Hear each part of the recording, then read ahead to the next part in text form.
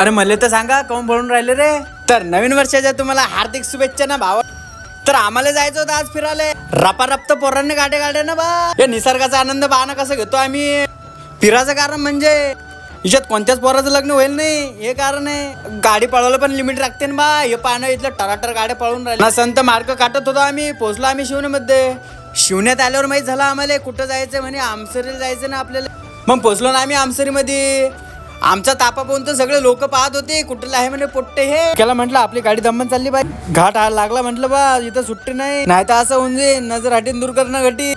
लावल्या आम्ही गाड्या पार्किंगले. आम्ही नुसतं गाडी पार्किंगला लावच तर पोट्टे गेले ना. खाली उतरताना असा नजारा पाहायला भेटतो बा. म्हटलं खाली तर अजून भारी असेल.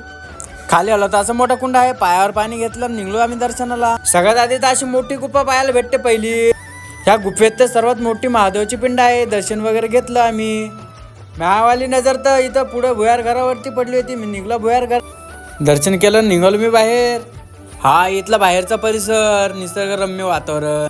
निघालो आम्ही महाराजांच्या समाधीकडे दर्शन घेण्यासाठी. आलो आम्ही आतमध्ये दर्शन घेण्यासाठी. ही आहे श्री कैलासगिरीनाथ महाराज यांची समाधी. दर्शन वगैरे घेतलं निघलो बाहेर. बाहेर आल्यानंतर अजून एक काचेच्या याच्यात ठेवलेली महादेवांची पिंड आहे. झाला आमचं दर्शन वगैरे. आम्ही आता जाणार आहोत बाहेर. हे इथलं निसर्गरम्य वातावरण, इथलं मंदिर, इथली स्वच्छता, इथलं शांतता लय भारी वाटलं. भारी आले होते आता डोंगर चढण्याची. पुढच्या पार्ट मध्ये असा सीन झालेला आहे तो बघून तर तुम्ही शॉक